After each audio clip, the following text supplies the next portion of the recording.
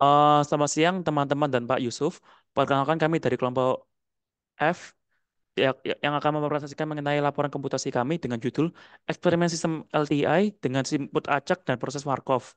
Anggota dari tim kami ada Ahmad Rafi Isyan Mauludi yang panggil Isyan, ada Juan David Pardamyan Siburian yang panggil Juan, yaitu selanjutnya ada Juan Farel Arya Satya yang panggil Farel, selanjutnya ada saya yaitu Sudamono Putra Nyotorarjo yang panggil Putra, lalu ada William. NRP kami tertera di PPT. Selanjutnya, latar belakang dari lapor latar belakang dari laporan dan presentasi ini adalah media untuk mendapatkan karakteristik respon sistem LTI terhadap input proses acak berupa main output, rata-rata daya output, fungsi autokorelasi output, dan dan spektrum kerapatan daya output demi memudahkan sistem analisa karakteristik sistem. Pokok bahasan yang kita akan bahas pada presentasi kali ini yaitu pertama simulasi proses acak, kedua eksperimen sistem LTI dengan input acak, ketiga proses Markov. Lalu, simulasi proses acak sendiri memiliki definisi yaitu proses yang hasilnya bersifat probabilistik atau stokastik sehingga tidak ada yang pasti. Contoh proses acak adalah member dadu di mana kita tidak tahu angka mana yang akan muncul sebelumnya. Klasifikasi proses acak meliputi proses acak keadaan diskrit, proses acak keadaan kontinu, proses acak waktu diskrit, proses acak waktu kontinu. Proses stokastik adalah proses yang mewakili perubahan acak pada suatu sistem.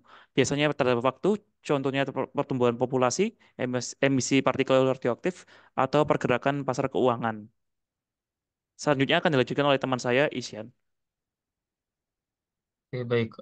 Jikalau kita berbicara tentang simulasi proses acak, di mana di sana terdapat tiga buah proses acak biasanya. Yang pertama adalah white noise. White noise ini berupa suara yang merupakan perpaduan berbagai suara yang mendengung atau mendesis yang konsisten, stabil, dan merata. White noise berasal dari berbagai sumber. Dan jikalau biasanya kita menemukannya pada televisi, sebagaimana tampak pada di gambar sebelah kanan. Selanjutnya ada yang dinamakan band limited noise atau kebisingan yang memiliki spektrum di dua sisi yang ditetapkan dalam satuan hertz. Singkatnya berupa pembatasan pita ataupun bandwidth yang secara rangkaian listrik dapat dilihat pada sebelah kanan. Terdapat dua buah op amp dan juga kapasitor sebagai penyaring frekuensi tinggi yang akan dibuang. Lalu yang terakhir adalah colored noise. Oke, pada colored noise ini berupa suara yang memiliki karakteristik berbeda-beda berdasarkan frekuensi dan distribusi dayanya. Colored noise dapat digunakan dalam terapi suara atau colored sound therapy untuk meningkatkan kesejahteraan fisik, emosional, dan spiritual. Lalu adapun simulasi proses acak, di mana pada white noise terlihat bahwasannya rangkaian autokorelasinya itu berada pada satu titik di min 0 dan juga pada spektrum perapatan dayanya merata di seluruh domain frekuensi. Sedangkan pada band limited noise terdapat autokorelasi yang bentuknya seperti fungsi sync dan juga dari segi spektrum perapatan daya membentuk sebuah sinyal kotak. Pada colored noise terdapat fungsi autokorelasi yang wide stationary di mana min tetap berada di nol dengan spektrum perapatan daya yang hampir menyerupai gelombang sinus dengan cermin di nol. Next, oke, berikut berupa simulasi proses acak, di mana pada warna-warna huruf yang dibirukan berupa eh, parameter yang akan kita uji dan akan kita rubah sesuai dengan permintaan pada soal. Next, oke. Pada percobaan kali ini kita membuat tiga buah proses acak. Yang pertama adalah white noise dengan melakukan pemilihan angka random pada angka 1 hingga 1000 pada band limited noise dengan frekuensi order 4 dengan filter Butterworth, kita memiliki dua buah frekuensi cutoff yang terpisah, yakni uh, pada fs 1000 dan juga pada fs 2-nya berupa 1500 dengan proporsional waktu yang sama. Dan pada, oh belum, mungkin bisa di next. Dan yang terakhir ada pada color noise. Oh, nggak ada di sini ya. Oke, mungkin bisa di next dulu, Put.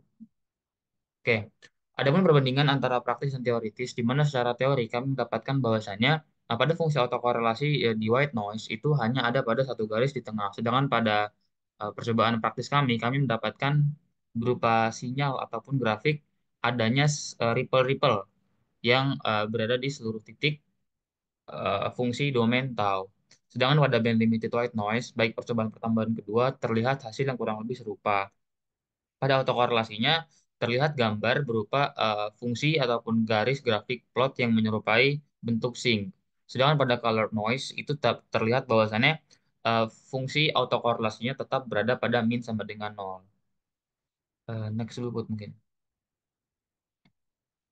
Oke, adapun juga pada nilai dan karakteristiknya. Jikalau kita mencari nilai min, kita bisa menggunakan fungsi min sama dengan min dalam kurung fungsi. Sedangkan pada rata-rata dayanya, min dalam kurung fungsi kuadrat. Pada mencari nilai autokorelasinya, di sini kami menggunakan program berupa menampilkan plot dari nilai autokorelasi. Sedangkan pada korelasi silang, kami menggunakan program berupa perubahan dari nilai angka numerik menjadi string, num to string dalam kurung cross korelasi dan membandingkan antara kedua buah sinyal yang kami simulasikan. Next. Dan adapun tampak di sebelah kanan terkait spektrum kerapatan daya baik dari segi white noise, band limited noise yang kedua dengan frekuensi yang kami rubah sebanyak 500. Lalu ada spektrum perapatan daya pada colored noise. Oke, dan ini berupa program yang kurang lebih sama seperti tadi. Hmm, mungkin bisa di next dulu. Bud. Oke, adapun nilai dan karakteristiknya eh, dengan membandingkan antara hasil autokorelasi dan juga PSD. Pada white noise, autokorelasinya membentuk delta function, sedangkan pada spektrum dayanya konstan di semua frekuensi. Pada band limited noise, autokorelasi membentuk fungsi sync, sedangkan pada spektrum perapatan dayanya terbatas di frekuensi cutoff. Pada colored noise, berbentuk eksponensial decay, sedangkan pada spektrum perapatan dayanya berupa eksponensial menurun. Next, adapun nilai-nilai dari min, rata-rata daya, dan juga fungsi-fungsi karakteristik kita dapatkan pada min di white noise itu menghasilkan nilai berupa minus 0,0040 yang hampir mendekati nol. Begitupun dengan limited noise pertama dan juga yang kedua. Pada hasil nilai rata-rata dayanya berupa 0,9926 yang berarti white noise ini hampir mendekati angka 1.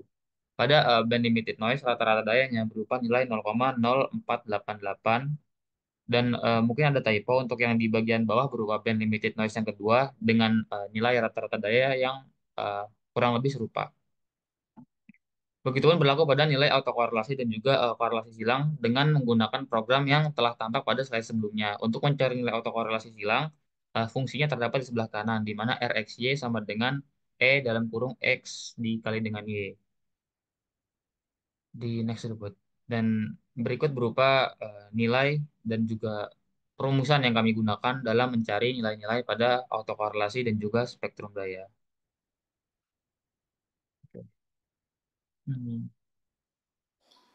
Berikut berupa definisi sistem LTI, yakni salah satu sistem yang ada di dunia adalah sistem linear time invariant atau LTI yang berupa dinamik, dan LTI adalah suatu sistem dinamik yang menyerupai komponen yang tidak berubah terhadap waktu. Next. Oke, adapun teori penunjang pada kesempatan kali ini adalah pada fungsi autokorelasi dan juga output sistem. Untuk mencari nilai autokorelasi output RYY itu dapat mengkalikan dengan mengonvolusikan antara korelasi silang dari XY ataupun input output dikonvolusikan dengan atau dengan RXX atau autokorelasi dari input ke input yang dikonvolusikan dengan atau dikonvolusikan kembali dengan dengan H min tau. Begitupun dengan autokorelasi silang antara input dan output sistem untuk mencari RxY atau korelasi silang antara input dan output berupa mengonvolusikan HT dan juga RxXT. Dan juga begitupun jika berlaku sebaliknya, ketika RYX maka mengonvolusikan dengan RXX dan juga H tau.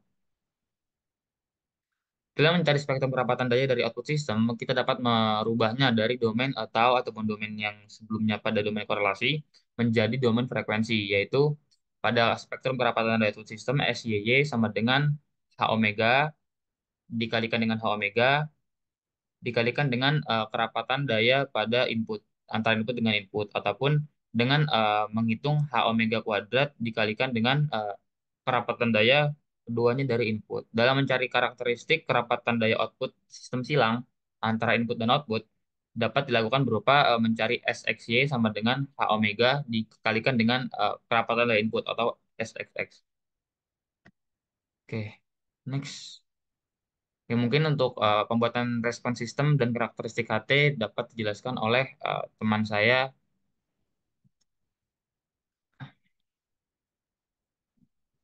Oke, kemudian untuk membangkitkan sinyal input acak dari X itu sendiri, kita dapat gunakan formula berikut di mana untuk jumlah sampel sendiri yakni N itu sebanyak 1000, kemudian frekuensi samplingnya sebesar 1000 Hz, dan juga untuk vektor waktu itu yakni dengan T sama dengan N per 1 dibagi dengan Fs. Bisa next. Oke, untuk respon sistem dan karakteristiknya itu yakni HT itu kita dapat menggunakan fungsi alih HS itu yakni 1/S kuadrat ditambah 2 zeta dikali dengan omega n dikali dengan S dan juga ditambah dengan omega n kuadrat, sehingga didapatkan suatu grafik respons bagaimana yang dapat dilihat di layar. Oke, bisa next.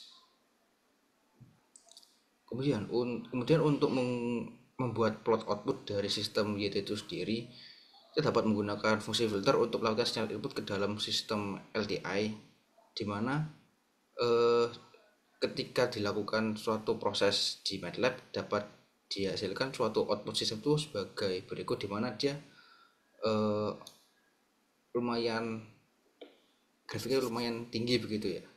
Bisa next. Nah, setelah kita melakukan proses tadi, kita dapat menentukan karakteristiknya. Yang pertama, kita dapat menghitung nilai minnya dan juga menghitung nilai rata-rata dayanya.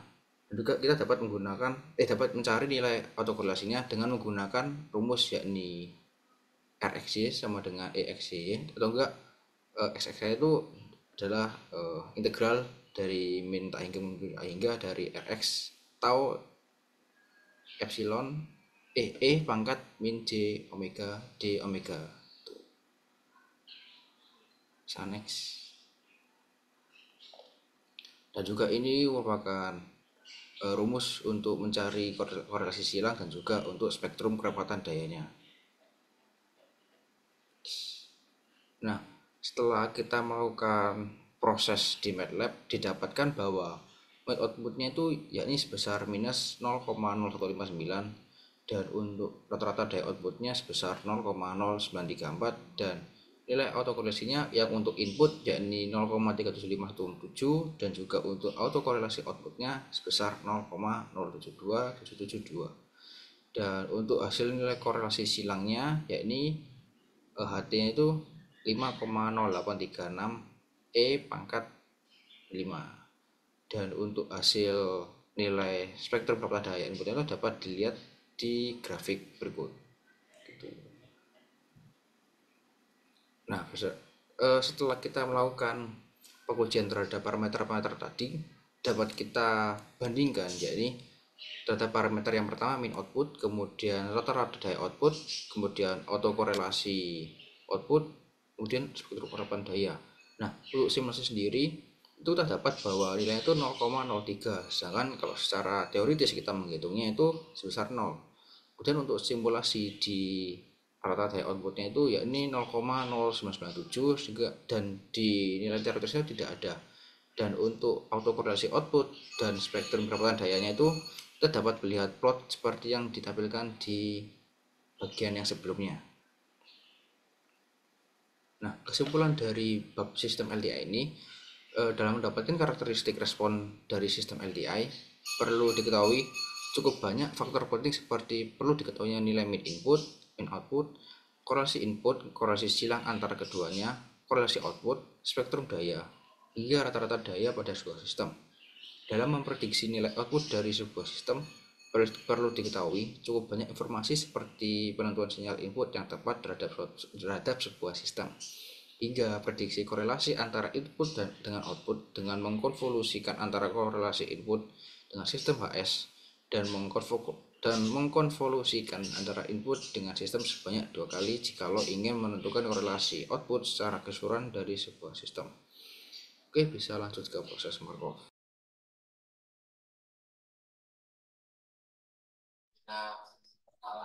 Oke, untuk selanjutnya ini adalah proses Markov. Tujuannya mendapatkan karakteristik dalam penggunaan proses Markov dalam memprediksi peluang keadaan dari proses di satu langkah ke depan. Hanya dipengaruhi oleh keadaan proses di saat sekarang. Jadi ini menjelaskan bahwa proses Markov ini menunjukkan bahwa kegiatan yang terjadi atau kejadiannya itu untuk menentukan probabilitas ke depannya itu melihat kondisi yang saat ini. Untuk teori penunjangnya ini ada tiga. Yang satu itu dari sifat proses Markovnya sendiri, itu seperti yang dijelaskan tadi bahwa tergantung pada keadaan saat ini. Terus untuk yang kedua ada homonogenitas, jadi probabilitas transisi tidak berubah seiring waktu. Jadi nilai probabilitas yang ada itu meskipun waktunya berjalan cukup lama, itu tidak akan berubah nilainya. Nah, setelah itu yang ketiga, yang terakhir ada discrete atau continue. Ini hanya menjelaskan dalam model kejadian yang dilihat ini berupa nilai discrete atau nilai continue. Untuk nilai discrete ini modelnya ya seperti sebuah kejadian suatu suatu insiden yang dimana bisa ditentukan kejadiannya itu berapa kali. Dan itu pun juga tidak terus menerus. Jadi hanya mungkin insidennya hanya terjadi pada saat itu juga. Itu discrete itu. Kalau yang continue ini insiden atau kejadiannya itu terjadinya itu setiap hari pasti ada. Itu continue. Untuk salah sebagai contohnya sih untuk discrete ini mungkin seperti apa persediaan gudang. Itu diskrit itu karena meskipun setiap hari berubah, tapi bisa dihitung untuk bisa dilihat, diobservasi apakah nilainya itu tetap atau bagaimana. Tapi kalau yang continue ini contohnya adalah masuknya layanan telepon. Layanan telepon ini kan tidak harus sama, tidak selalu sama, berbeda dengan kondisi gudang yang dimana bisa dilihat dengan pasti. Mungkin saja pada hari tertentu hanya perlu satu, dua barang. Tapi kalau layanan telepon ini kan kontinu karena tidak semua orang itu tidak semua orang itu pasti pakai layanan telepon tersebut. Pasti ada saatnya di mana orang itu berhenti, ada saatnya di mana orang itu ternyata pakai terus setiap harinya. Itu perbedaan antara kedua. Bisa dilanjut. Nah, ini untuk percobaannya menggunakan proses Markov dalam menyelesaikan proses permasalahan sebagai berikut.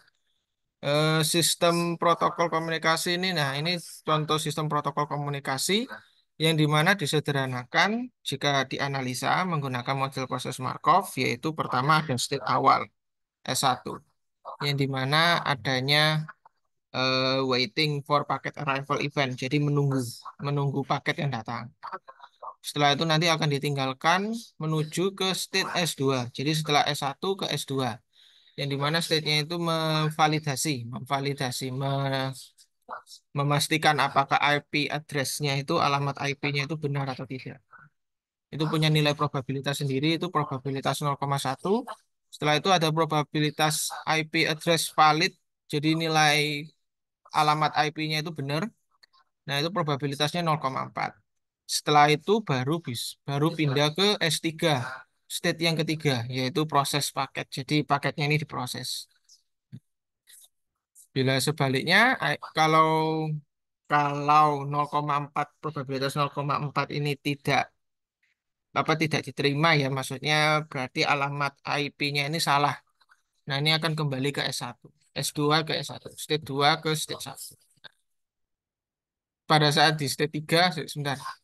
Yang state 3, nah, yang state 3 ini baru memproses paket sehingga selesai sementara. Itu tidak ada paket baru yang datang. Jadi state 3 ini ketika paketnya sudah selesai diproses, probabilitasnya 0,7. Kalau sudah selesai, nanti kembali ke state 1. Bisa dilanjut. Untuk analisis dan percobaannya ya, maksudnya hasil dari MATLAB, dari deskripsinya ini menentukan matriks transisi ya. Matriks transisi state-nya ini dengan ini matriksnya hanya bisa ditentukan dengan melihat dari cerita yang ada. Dari ini didapat matriksnya itu 0, 0,1, 0, 0,5, 0, 0,4, 0,7, 0,3, dan 0. Bisa dilanjut. Setelah itu dilihat model Markov-nya. Dilihat dari model Markov-nya ini sebenarnya cukup sederhana karena cukup menghubungkan antara satu kejadian ke kejadian lain dengan probabilitas yang ada. Ini kan ada S1, state 1 itu kan ada yang ke 0,5 ke state 2. Setelah itu nanti state 2 kembali ke state 1 0,7. Itu probabilitasnya. Bisa dilanjut.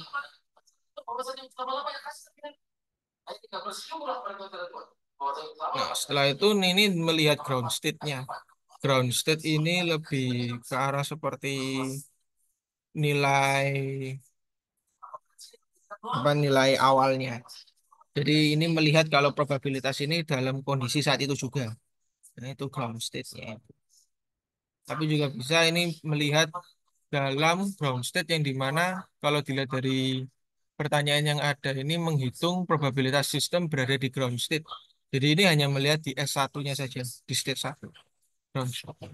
Jadi ini bukan melihat keadaan yang pada saat mula-mula, bukan. Tapi ini keadaan pada saat kondisi state 1. Nah, ini di perhitungannya ini nanti didapatnya nilainya. Bisa dilanjutkan.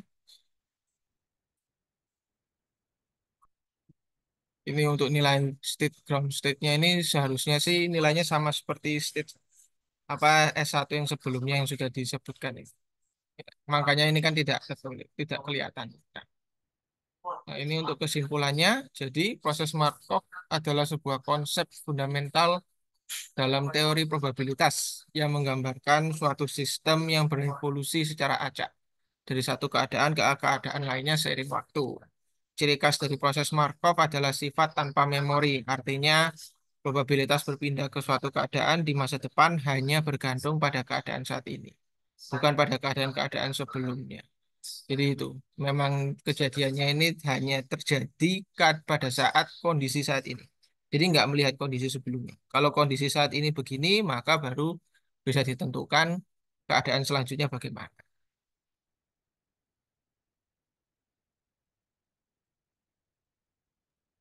Oke, Sedang. mungkin untuk kesimpulan pada eh, laporan ini adalah ya dari awal itu simulasi proses acak itu merupakan metode penting untuk memahami dan menganalisis fenomena stokastik yang sering terjadi dalam berbagai sistem dunia nyata.